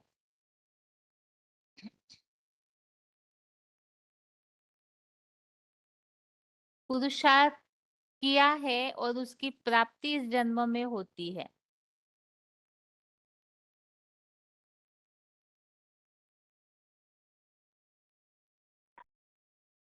बताइए। ओम शांति। Roll number. हाँ जी, हेलो बहिन जी, शांति। हरिपुर हेलो बताइए, तेषां 2067। हाँ हाँ, मैं बता रहा हूँ। हाँ 523 श्लोक में आया है, शक्ति है वो यह स्वरूप प्राग शरीर विमुख काम क्रोधन भवम देगा सयुक्त स सुखी न रहा। मतलब शरीर छोड़ने में पहले इसी जन्म में ही शरीर रहते रहते भी जब हम काम को मैंने व्यक्षम मैंने ये इसको सह लेंगे, मतलब काम को से हम रहित हो जाएंगे, तो इसी जन्म में भी हम सुखी बन जाएंगे और सब दुखों से हमारा मुक्त हो जाएगा। ये तो सबसे बड़ा प्राप्ति है। अच्छा, हाँ बताइए बेहाला। हेलो बेहाला बहिन जी, हाँ ओम जी, शांति। बताइए तेषां बताइए। अहं समुद्धर्ता हम्म, मृत्यु संसार सागरात् भवामि नचिरात् पार्थ मयि आवेशितो चेतसाम्। 12/7 श्लोक नंबर 21,268 है ना आपका रोल नंबर। 22168। 2216 है, ठीक है। नारायणपुर माता जी बताइए। हाँ दीदी, वो नौका बाईस अगर भूल गई इसी जन्म में इसे लिखा नहीं। नौका बाईस अनन्या चिंतन्त माम ये जना परिपासते तेषां नित्याभियुक्तानां योगक्षेमं वहाम्यहम्। हाँ, जो विनाश काल में उनकी रक्षा का भार वहन करते ऐसे है। हाँ भुवनेश्वर के माता जी बताइए। दीदी 7 का 19 ये बहुना जन्मना अन्ते ज्ञानवान माम प्रपद्यते वसुदेव सर्व इति स महात्मानम सदुर्लभम। ये वाला होगा 84 जन्म के अंत में हम भगवान मिलते हैं। अंत में नहीं, प्राप्ति की बात वास्तव में होनी चाहिए। कि भगवान का मिलते हैं माना अनेक जन्मों के अंत में मिलते, इस भाव से है उसमें। तो भगवान का प्राप्ति होता है ना अंत में, इस जन्म में पुरुष मिलता माना है अभी ना। हमने जैसे पुरुषार्थ किया और प्राप्ति हुई, वास्तव में भाव ये होना चाहिए। हाँ ये बात है। हाँ बताइए महासमुन। यः तु आत्मरतिः एव स्यात् आत्मतृप्तश्च मानवः आत्मनि एव च सन्तुष्टः तस्य कार्यं न विद्यते। ये नौका बाईस है, इसमें अनन्या चिंत्यो मायु जना परिपासते तेषां नियुक्तानां योगक्षेम वहामि। जो व्यभिचारी लोग मेरे ध्यान मग्न हुए सर्व समर्पित उपासक है, उन निरंतर संपूर्ण योगियों के अप्राप्त दुर्लभ वस्तुओं की प्राप्ति और उनकी रक्षा का भार मैं वहन करता हूँ। आगे शोभा माता जिनका नाम लिखा है बताइए। माता जी मैं रास्ते में हूँ, मैं जरा घर जाके बोलती हूँ। मैं सेंटर से घर जा रही ठीक हूँ। है, आगे बताइए। हाँ जी बहन जी, बहन जी 12 में है बहन जी। त्यागात शांति अनंतरम, माना त्याग के तुरंत बाद शांति मिल जाती है, बोला है इसमें। अच्छा, आगे बताइए 5321। 2 का 40 में न यह अविक्रम नाशोस्ति प्रत्यवायो न विद्यते स्वल्पम अल्पस्य धर्मस्य त्रायतो महतो भयात्। अर्थात इस पुरुषार्थ का नाश नहीं होता, उल्टापन नहीं होता, और इसका स्वल्प मात्र अभ्यास महान भय से रक्षण करता है। 812 बताइए। बहन जी 813 मेरे को सेकंड लाइन याद है, हम्म। प्राक शरीर विमोक्षणात्, ऐसा कुछ श्लोक है बहन जी, पहला याद नहीं आ रहा है। वही हो प्राक शक्नोती है वो यह सोडो में हाँ जी 5 का 23। जी प्राक् शरीर विमोक्षणात्। और बहन जी ये भी है, हाँ वीतराग भय क्रोधा मन्मया मामुपास्यता बहवो ज्ञान तपसा पूता मद्भावा मागता। हम्म और बहन ये जी भी जन्म कर्म क्षमे दिव्यमेवं यो वेत्ति ततः त्यक्त्वा देहं पुनर्जन्म नैति मामेति सोऽर्जुन। ठीक है। हाँ दीदी माता जी बताइए बेंगलोर। 4/15 में 4/16 में श्लोक आया है ना बहन जी, बात आया है ना, किम कर्म किम किम कर्म किम अकर्म कवयोप्यत्र से मोहिताः तत्ते कर्म प्रवक्ष्यामि यज्ञात्वा मोक्ष से अशुभात्। ये माना क्या कर्म है क्या अकर्म है, ऐसे यहाँ विद्वान लोग भी चकरा गए हैं। तुझे वह कर्म बताता हूँ जिसे जानकर अशुभ से मुक्त हो जाएगा। हमारा पुरुषार्थ के बारे में भगवान बता रहे हैं ना, तुम कर्म को असली कर्म को समझने से ये मुक्त से शुभ से अशुभ से मुक्त कर सकेंगे, ऐसा बता रहे हैं ना। लागू हो सकता है बहन जी ये श्लोक। हाँ बहन जी, ये 9 का 25 है। यंति देवव्रता देवान पितृन यंति पितृव्रता भूतानि यंति भूतेजा यंति मध्याजीन अपिमा। देवों के भक्त देवताओं को पाते हैं, पितृभक्त पितरों को पाते हैं, भूत प्रेत की पुजारी भूत प्रेत योनियों में पाते हैं। मेरे प्रति ज्ञान यज्ञ की सेवा करने वाले मेरे को ही पाते हैं। नीति 5 का 26 काम क्रोध वियुक्त नाम यति नाम यत चेत साम।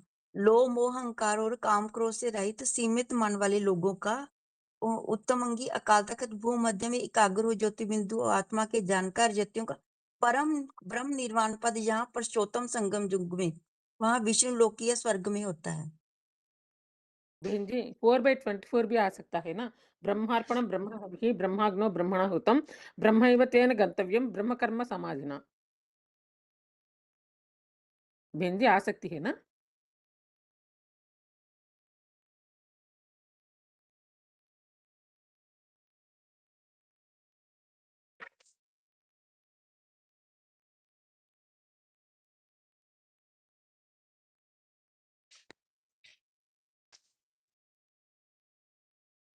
हेलो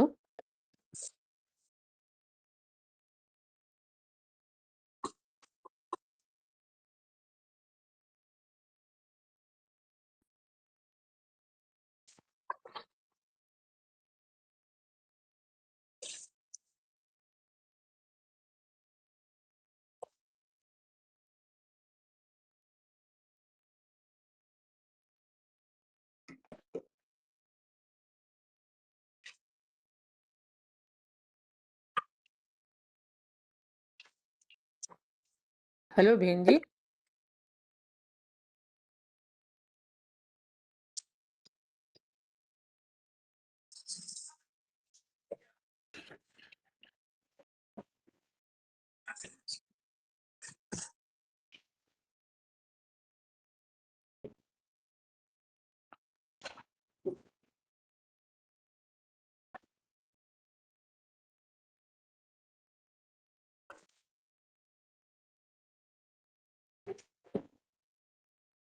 हेलो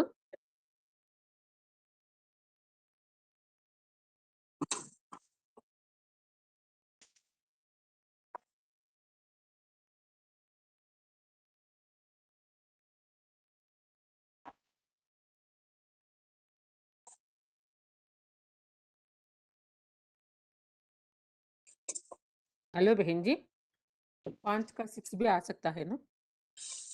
संन्यासस्तु महाबाहो दुःखमाप्तुम् अयोगतः योगयुक्तो मुनिर्ब्रह्म न चिरेणाधिगच्छति। साउंड नहीं आ रहा है कहीं पर, लाइन अच्छा नहीं।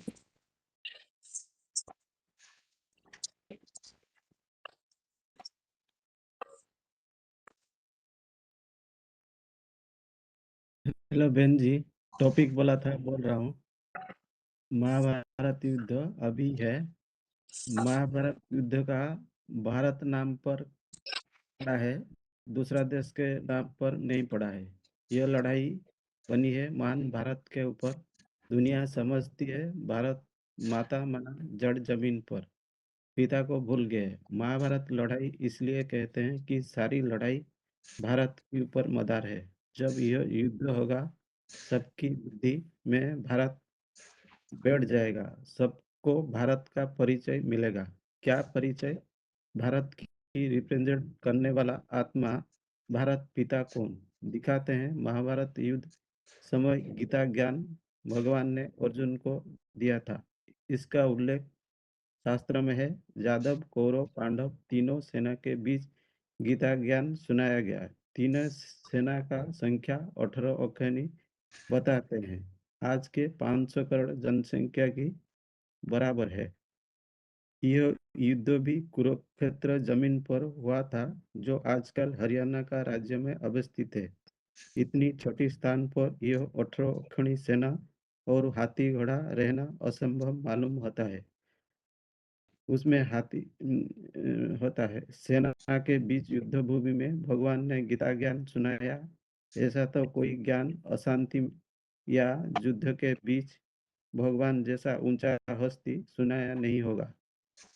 आजकल के मनुष्य गुरु भी जो भी ज्ञान देते हैं शांति में बैठकर देते हैं। मनुष्य ने बोलते हैं द्वापर के महाभारत युद्ध हुआ था। उस टाइम तो इतनी जनसंख्या नहीं होता होगा। जनसंख्या तो टाइम टू टाइम बढ़कर कलयुग अंत तक ढेर सारे 500-700 करोड़ हो जाते हैं। गीता में भी है ही अनेक धर्म विनाश और सद्धर्म की स्थापना करने में आता हूँ। अनेक धर्म कौन से युग में होते हैं? जरूर कहेंगे कलयुग अंत में अनेक धर्म होते हैं। गीता का समय भी अभी अनेक धर्मों का विनाश का समय है। यह कोई द्वापर अंत की बात नहीं है। दूसरा धर्म ग्रंथ में इस युद्ध का कोई वर्णन नहीं सिवाय गीता की। गीता में भी यह श्लोक है, सर्वधर्मान परित्यज्य। द्वापर में तो सभी धर्म होता नहीं। द्वापर में तो इस्लामी, बौद्धी, क्रिश्चियन धर्म आते, बाकी धर्म तो कलयुग अंत तक आ जाते हैं। तब महाभारत युद्ध की पृष्ठभूमि तैयार हो जाता है। तो भारत में जितना राजनीतिक पार्टियां हैं और दूसरे देश इतना राजनीतिक पार्टियां नहीं है, उनमें आपस में बहुत मतभेद है। बहुत वो राजनीतिक दल प्रजा में वोट लेने के लिए जो लुभाने का स्कीम प्रचलन कर एक दूसरे में हिंसा को बढ़ावा देते हैं। जैसे कि एक परिवार में 5 व्यक्ति है। बाप एक दल को वोट देता है, माँ दूसरे दल को, बेटा बेटी दूसरे दल को वोट देते हैं, जिससे परिवार में अशांति और हिंसा बढ़ता है। एक मत के बदले बहुमत हो जाते हैं। तो ऐसे ही आपस में मतभेद होने के कारण ये युद्ध, महाभारत युद्ध जैसा परिस्थिति क्रिएट होता है। राज्य राज्य में के बीच में मतभेद है। सीमा का विवाद को लेकर भी मतभेद है। जाति प्रथा है को लेकर भी बहुत हिंसा होता है। और भारत में धर्म के नाम पर संप्रदाय के बीच में मंदिर और मस्जिद को लेकर विवाद होता है। और जिस द्वापर में महाभारत युद्ध हो नहीं सकता कि द्वापर में कृष्ण ने गीता ज्ञान सुनाकर पापी कलयुग स्थापना की।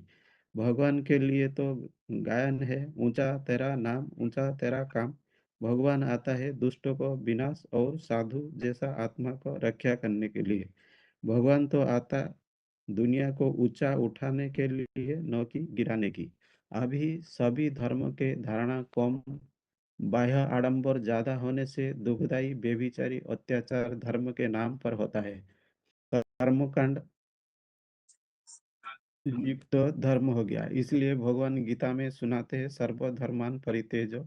इस कलयुग के अंत में जितने भी दैहिक धर्म है उन सबको त्याग करना। इन सब धर्म पिता को भी गोली मारो।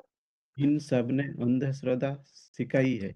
सब झूठे हैं। धर्म पिता आने के बाद दुनिया दुर्गति में गई है। सब आपस में लड़ रहे हैं। लड़ते लड़ते यह हालत हो गई कि एटम बम बनाकर रखे हैं सारी दुनिया को भस्म करने के लिए। जिस बैठे हैं उसी डाली को काट रहे हैं। सृष्टि का ध्वंस होने से पहले ही भगवान आकर बताते हैं कि यह सब कर्मकांड झूठे हैं। यह धर्म को गोली मारो, नहीं तो यह गुरु लोग तुम्हें मार डालेंगे। यह वेद वाक्य है ब्रह्मा का। अभी गीता के युग चल रहा है। गीता है फैमिली प्लानिंग का शास्त्र। हर धर्म की फैमिली प्लानिंग हो जाएगी। हर धर्म से चुनी हुई आत्माएं नई दुनिया में जाएगी, बाकी सबका विनाश हो जाएगा। द्वापर के अंत में कृष्ण भगवान ने युद्ध कराकर धर्म स्थापना किया 5 पांडव से और हिंदू धर्म स्थापना कर दिया। कृष्ण को गीता का भगवान मान लिया गया। आजकल के साधु सन्यासी उनको शिष्य को हिंसा करने के लिए मना करते हैं, तो भगवान ने कैसे हिंसा कर धर्म स्थापना करेगा? भगवान आते हैं, हिंसक लड़ाई नहीं लड़ाते, अहिंसक लड़ाई लड़ाते हैं, माया का युद्ध कराते हैं, काम क्रोध लोभ इनके ऊपर जीत पहनाते हैं। सच्ची बात गीता में थोड़ा आया, कामे से क्रोधे से रजोगुण समुद्भव जहि एनम पापमनम क्रोध। काम क्रोध तेरा शत्रु है, इनको जीत लो। महाभारत युद्ध में भगवान सुदर्शन चक्र से शत्रुओं को गला काटा था। इसका अर्थ जानते नहीं है। गला काटना माना आत्मरूपी सिर अलग और देह अलग। ऐसी स्टेज हमको जीते जी धारण करनी है।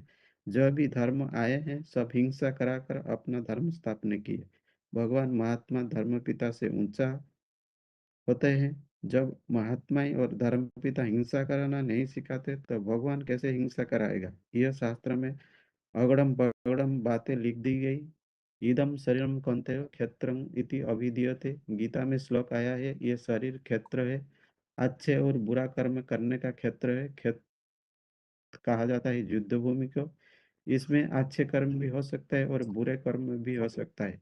गीता का पहला श्लोक है धर्म क्षेत्र कुरुक्षेत्र। जो पहला श्लोक का अर्थ गलत हो गया तो पूरा गीता ही का अर्थ गलत हो जाता है। जो धर्म क्षेत्र है, धारणा का क्षेत्र है। सभी जो हिंदू का धारणा जैसा है, मुर्दा होने से जलाते हैं, और क्रिश्चियन और मुसलमान उसको गाड़ देते हैं। तो अलग अलग धारणा होने से धर्म के नाम पर बहुत व्यभिचार फैलता है। और कुरुक्षेत्र कोई मैदान नहीं है। उस मैदान में 18 अक्षणी इकट्ठे नहीं हो सकते। 18 अक्षणी संख्या इतनी है जितनी आज का मनुष्य का आबादी है। ये कुरुक्षेत्र की बात नहीं। इस पाप पुण्य का युद्ध हमारा शरीर का अंदर का चलता है। ये क्षेत्र है, युद्ध भूमि है, इसको कुरुक्षेत्र कहेंगे। संगम युग में जो मनुष्य जीवन मिलता है वही कुरुक्षेत्र है। मन के अंदर अच्छे और बुरे दोनों प्रकार के संकल्प चलते हैं। जो खराब संकल्प चलते हैं वो कौरव संप्रदाय के, जो अच्छे संकल्प चलते हैं वो पांडव संप्रदाय के। दोनों को बीच में युद्ध चलता है। परीक्षा भी होती है, कौन कितना सच्चाई पर अडिग रह सकता है। यह माया की फाइनल परीक्षा भी होगी। उस फाइनल परीक्षा में नंबर बन जाएगा कि 100% सच्चा कौन है, 99.5 सच्चा कौन है। अगर यह युद्ध नहीं होगा तब पता नहीं चलेगा कि नंबर बनेगा नहीं। 500-700 करोड़ आत्मा नंबर बार इसी सृष्टि पर उतरनी है, नंबर बार वापस जाएंगे। तो गीता के मुख्य पृष्ठ पर रथ दिखाया गया है। रथ में अर्जुन दिखाया गया है और रथी का साथ देने वाला सारथी जो रथ को चलाने वाला है वो भगवान दिखाया है। परंतु भगवान कृष्ण को बता ही दिया है, और वो कृष्ण भगवान 4 घोड़े की गाड़ी के लगाम को अपने हाथ में कंट्रोल करते हैं। लगाम हुई बुद्धि रूपी लगाम। मन बुद्धि को लगाम दिया जाता है। वास्तव में स्थूल बातें कुछ है नहीं। गीता में कुछ अक्षर ठीक है, बाकी सब झूठे हैं। गीता के वाक्य को समझाने वाला भी अच्छे चाहिए। भक्ति मार्ग में दिखाते हैं कि अर्जुन की रथ में कृष्ण गीता ज्ञान दिया, स्थूल अर्थ उठा लिया। वास्तव में शास्त्र में भी बोला है शरीरम रथम विद्धि इंद्रियाणि हयन्नव। शरीर को रथ समझो, इंद्रियों को घोड़ा समझो और बुद्धि को लगाम समझो। ये बेहद का अर्थ हद के विकारी बुद्धि मनुष्य ने नहीं समझा और इस स्थूल अर्थ समझ लिया। सच्ची समझानी बाप के सिवाय कोई दे नहीं सकता। बाप आकर बताते हैं अर्जुन कौन है, श्रेष्ठ से श्रेष्ठ भाग्य अर्जन करने वाला दुनिया में कौन है। जो हीरो पाठधारी है वही श्रेष्ठ से श्रेष्ठ सदैव भाग्य का अर्जन करने वाला हीरो समान जीवन बनाता है, जिसकी यादगार आज भी कोहिनूर हीरा। नूर माने रोशनी, चेहरे पर नूर आता है ना। राजयोग से यह नूर आता है। ऐसा अर्जुन है भागीरथ भी उनका नाम है, जिसका रथ में भगवान ने आकर विराजमान है। उस रथ को स्वयं भगवान ने चलाते हैं। भाग्यशाली रथ है, भगवान बाप ने अर्जुन रथ को चलाते हैं। आत्मा शरीर रूपी चोला लेकर पाठ बजाती है। ये दुनिया एक रंगमंच है। आत्मा रूपी पाठधारी का पाठ तो पता होना चाहिए। आत्मा इतना तमोप्रधान हो गई है, अपने को देह समझने के कारण सब भूले बैठे हैं। अब बाप आकर कहते हैं, तुम अर्जुन हो, पुरुषार्थ के अर्जन करने वाले। एक अर्जुन को ज्ञान आकर नहीं दिया था, एक को ज्ञान देने से सारी सृष्टि उद्धार नहीं होगा। तुम सब अर्जुन हो, तुम्हारा ये शरीर रूपी रथ है। शरीर रूपी रथ में तुम परमात्मा बाप को याद करते हो। परमात्मा बाप की हाथ में तुम अपनी बुद्धि की लगाम दी हुई है। ये शरीर रूपी रथ के चलाओ, नहीं तो विषय विकार की दुनिया में गिरकर खलास हो जाएंगे। बाप ने अर्जुन जैसे आत्माओं को ज्ञान देकर नर से नारायण बनाते हैं, और नारी जैसा द्रौपदी को ज्ञान देकर नारायणी बनाता है। ओम शांति। ठीक है, नेटवर्क के कारण कनेक्शन कट हुआ था, तो जो प्रश्न चल रहा था इसके पहले उसका उत्तर पूरा करते हैं, उसके बाद जिनका भी टॉपिक बाकी है। 26,326 बताइए माता जी। जी दीदी कौन सा प्रश्न था? इसी जन्म में ही पुरुषार्थ करके प्राप्ति होती है, यह स्पष्ट करने वाला श्लोक। आप बताइए 11,699। दीदी टॉपिक के लिए हाथ उठाए और अभी अच्छा, बुक भी मेरे पास नहीं है कहीं। ठीक है, ठीक है, दोबारा अनम्यूट करती हूँ। हाँ बताइए। दीदी 9 का 20 नंबर है। त्रैविद्या माम सोमपा पूत पापा यज्ञ रिष्टा सरग गतिम प्रार्थयन्ते ते पुण्य साध्यम सुरिंदर लोकम अश्नन्ति दिव्यान दिवी देवभोगान। अर्थात ब्राह्मण, देवता और क्षत्रिय इन 3 धर्मों की विद्याओं के जानकार, ज्ञान रूपी सोमरस को पीने वाले और उससे पाप मुक्त हुए तन मन धन आदि के समर्पण रूप यज्ञ सेवाओं से मुझ शिव शंकर को प्रसन्न करके स्वर्गीय श्रेष्ठ गति की याचना की मांग करते हैं। वे सतयुग त्रेता स्वर्ग में पवित्र राजघराने को पाकर दिव्य भोगों को भोगते हैं। दीदी 7 का 29 है। दीदी उसमें बताया जया मरण मोक्षाय माम आश्रित्य यतन्ति है ते ब्रह्म तत्विदु कृष्णम आध्यात्म कर्म चाखिलम। जो जरा मरण और दुख से मुक्ति अर्थ मेरा आश्रय लेकर पुरुषार्थ का प्रयत्न करते हैं और 84 के पाठधारी रेकर को वो सारे कर्म को जान जाते हैं, अच्छे बुरे कर्म को जान जाते हैं, उसमें है। 411 बताइए। बाह स्पर्शेषु अशक्तात्मा विदन्ति आत्मनि यत् सुखम स ब्रह्मा योग युक्तात्मा सुखम अक्षयम अश्नुते। मतलब ये 5वें अध्याय 11वें श्लोक में जो बताएगा कि ये अनासक्त होना पड़ेगा, बाहरी विषय भोग से अनासक्त होगा और अपनी आत्मा को ज्योतिर्बिंदु आत्मा के में जो मन का सुख पाता परम ब्रह्म से उसकी भासना से युक्त हुआ, वो इसी जीवन में विष्णु लोकी वैकुंठ की का अत्यंत सुख भोगता है दीदी, इसी जीवन में। 27,882 बताइए। हाँ जी, ये 6/15 में है। नियमित मन वाला सन्यासी योगी ऐसे सदैव सूक्ष्म रूप अणु आत्मा को जोड़ता हुआ मेरे में स्थित निर्वाण धाम की परम शांति को नंबरवार पुरुषार्थ अनुसार शीघ्र ही पा लेता है। 24,348। 71 पुरुष सारी कामनाओं को छोड़कर लालसा रहित, ममताहीन और निरहंकारी भाव को धारण करता है, वो शांति प्राप्त करता है। विहाय कामन्य सर्वान् कुर्वन् निस्पृह निर्ममो निरहंकार संस्कृतिम अधिगच्छति। 6045 बताइए माता जी। ओम शांति बहन जी। धूल का 51 नंबर। कर्मजम बुद्धियुक्तानि परमचित्ता मनीषिणः जन्मबंध विनिर्मुक्ता पदम गच्छन्ति अनामयम्। क्योंकि शिव बाबा से बुद्धि लगाने वाले ज्ञानी जन कर्म से उत्पन्न हुए फल को त्याग कर जन्म बंधन से विशेष रूप से मुक्त हुए पाप रहित परम पद को प्राप्त करते हैं। अच्छा, छोटे फोन से जो जुड़े हैं बताइए, दीदी फोन ओम अनम्यूट है। शांति दीदी। हाँ जी, दीदी ओम शांति दीदी 12/10 मेरा रोल नंबर दीदी 23,409। 23,409 क्या बता रहे 12वें हैं? और 6वें 12 6वें मेरा रोल 7वें नंबर है अध्याय का 1 मिनट रुकिए, 1 मिनट सभी रुकिए, 24,568 रुकिए। 23,409 माता जी क्या बताया आपने श्लोक? 12वें अध्याय का 6वां और 7वां। कहाँ से बात कर रहे हैं आप? हाँ, धुलिया से। माता जी धुलिया से। हनुमकुंडा के माता जी बताइए 5163। हाँ दीदी 12/10 दीदी अभ्यासेभ्य समर्थोसि मत्कर्मो परमो भव मदर्थमपि कर्माणि कुर्वन् सिद्धिमवाप्स्यते। मना जो ऐसे योगाभ्यास में भी समर्थ न हो, मुझ परम पिता परमात्मा प्रति कर्म करने वाला हो, मेरे व्यक्ति रूप के लिए कर्मों को करता हुआ भी अतीन्द्रिय सुख की विष्णु लोक की सिद्धि को प्राप्त करेगा दीदी। अच्छा, दीदी और 6/45 भी आएगा। 12 का 9 1 मिनट 8937 क्या बताया माता जी?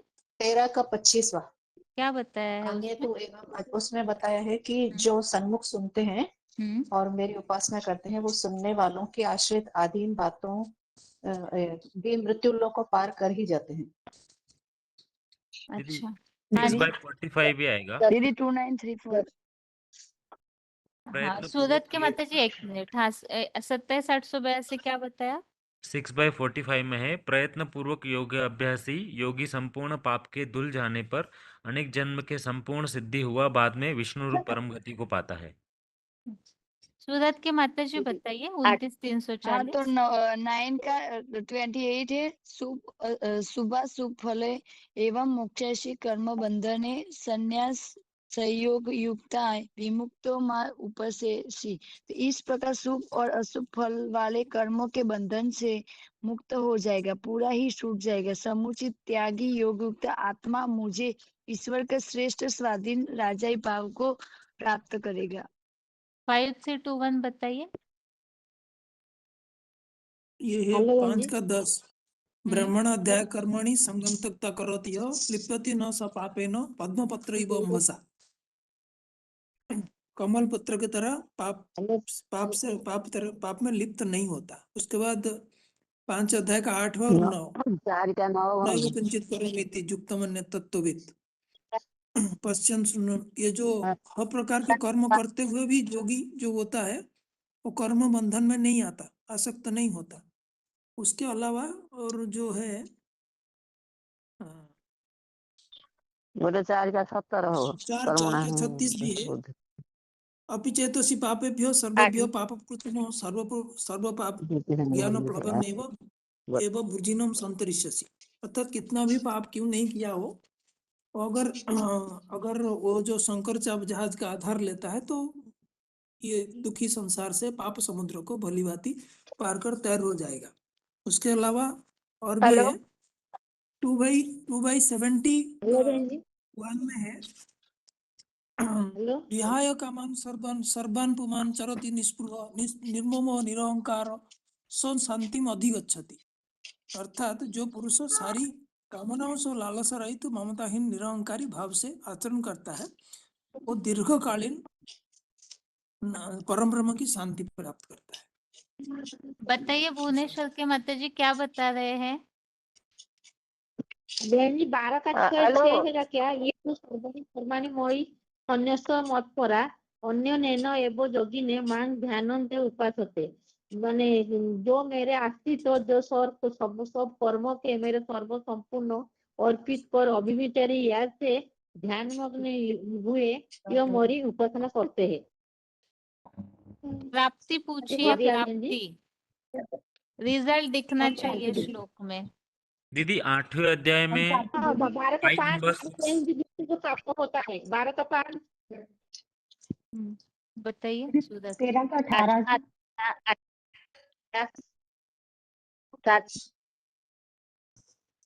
8/5 8/6 8/7 8/8 ये चारों श्लोक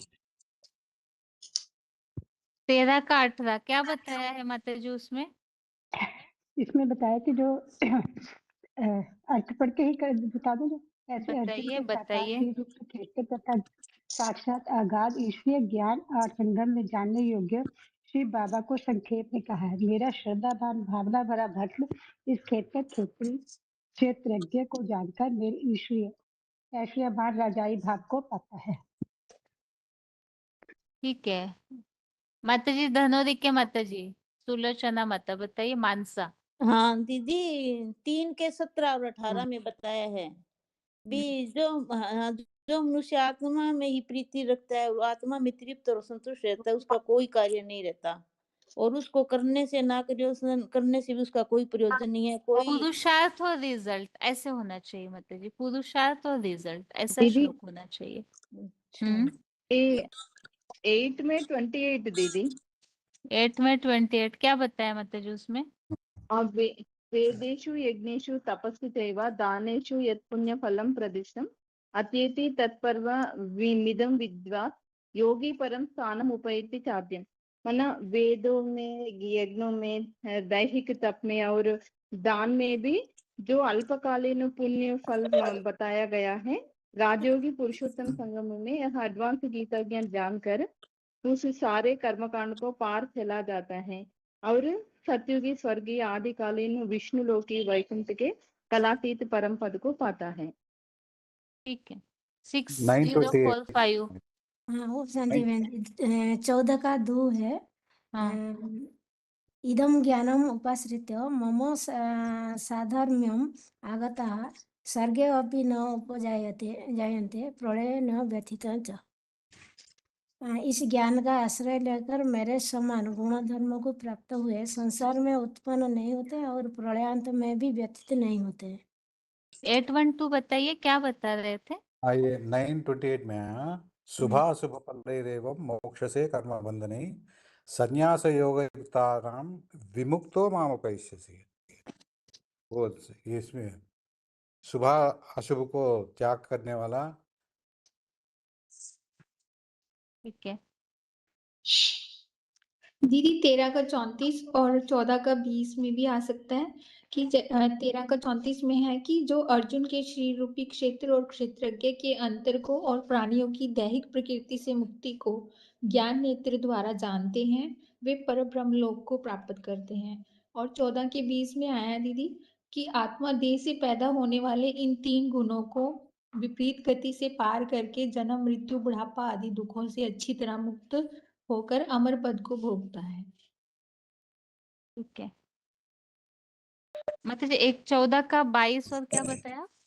9 का 14 का 20 और 13 का 34 34। हाँ 24 548 बताइए। 9 का 34 होगा, 9 का 22 भी होगा। 9 का 34 से मनमना भव मध्यंजम मद्भक्त मध्याजिमा नमस्कुरु माँ वे वैशासी युक्त मत परायण। जो तू मेरे में मन लगा, मेरी जगह सेवा कर, मेरा भक्त बन जा, मुझ शिव बाबा को तो श्रद्धा से झुक जा। इस प्रकार आत्मा को लगा हुआ मेरे अव्यक्त मूर्ति के आश्रित हुआ तू मेरे स्वाधीन राजा भाव को ही पाएगा। ठीक है बीच में फोन कट हो गया था, अगर किसी ने बताया होगा तो ये नहीं पता चलेगा हमें। बाकी ये जो 4 का 12 है अध्याय 4 का श्लोक नंबर 12, इसमें जो बताया है कांक्षन्तः कर्मणां सिद्धिं यजन्ते यह देवता क्षिप्रम ही मानुष्य लोके सिद्धिर्भवति कर्मसु। तो इस श्लोक में बताया कि इस श्लोक में कर्म की सफलता के इच्छुक देव यज्ञ सेवा करते हैं और साक्षात मननशील मनु के पुत्र रूप मनुष्य लोक में कर्म से उत्पन्न सफलता शीघ्र ही होती है। पाठ्यंत कौनसी जानते हैं देवता की कोई मनुष्य लोग सिद्धि भवन्ति कर्म। अभी अगले क्लास के टेस्ट के हिसाब से प्रश्न बता के रख रहे हैं, तो उत्तर ढूंढ करके रखिएगा उस हिसाब से। भगवान को नहीं पहचानते हैं तो उसका रिजल्ट क्या भुगतना पड़ सकता है, इसके लिए श्लोक ढूंढ करके रखिएगा अगले टेस्ट के लिए। बाकी अभी टॉपिक के लिए काफी सारे होंगे हाथ उठे हुए हैं, इसीलिए हाथ उठाइए जो टॉपिक के लिए बताना चाहते हैं, तो कोई एक फोन अनम्यूट हो पाएगा।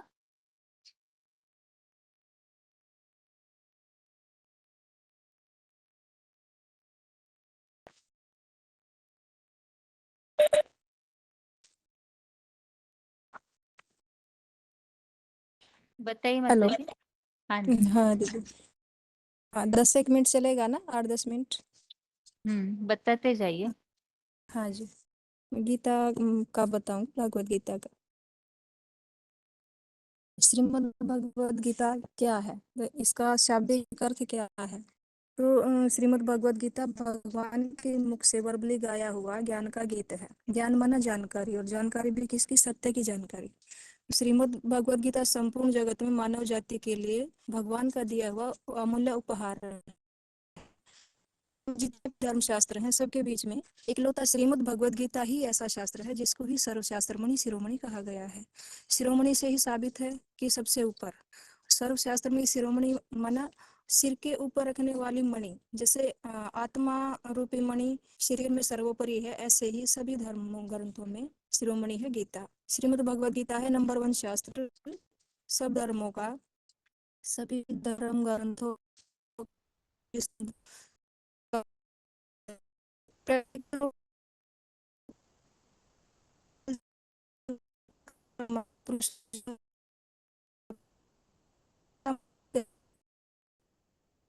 माता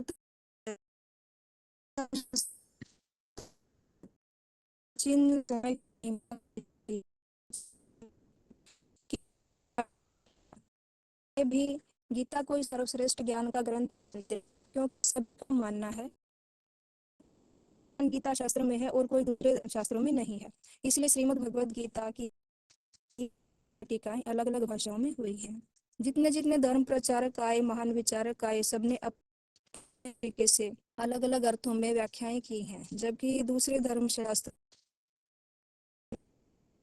नहीं हुई है।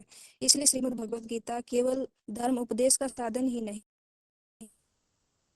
साथ साथ गीता राजनीतिक ज्ञान, धार्मिक ज्ञान तक के व्यक्तिगत समस्याओं का समाधान भी गीता से ही मिलता है। क्योंकि गीता केवल एक जड़ पुस्तक ग्रंथ नहीं है, अपितु भगवान भगवत गीता एक जीवा जागता व्यक्तित्व है। जयंती तो मनाते हैं, लेकिन गीता को जानने वाला भी तो कोई होगा। या तो पुस्तक रख देते हैं, लेकिन चैतन्य का होता है या जड़ पुस्तक का होता है? जन्मदिन तो चैतन्य का ही होता है ना। तो वो गीता ऐसी प्योरिटी की पावर है कि उस प्योरिटी पावर से वो जो भी मुख से बोलती है वो गीता शास्त्र होता है, शास्त्र करने का विधान। भगवान आते हैं बनाते हैं,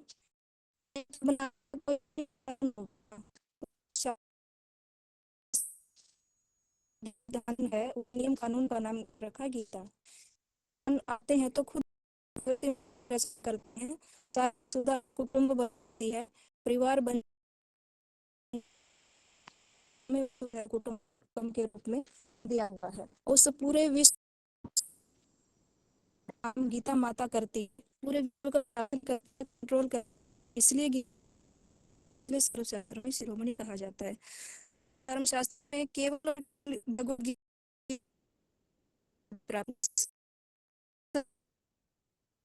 अलग अलग अर्थ ऐसे है,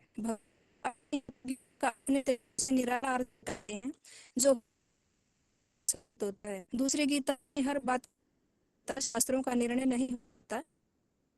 बाप आते हैं और गीता सुनाते हैं तो इसलिए गीता शास्त्र में है। तो गीता ऐसा ग्रंथ है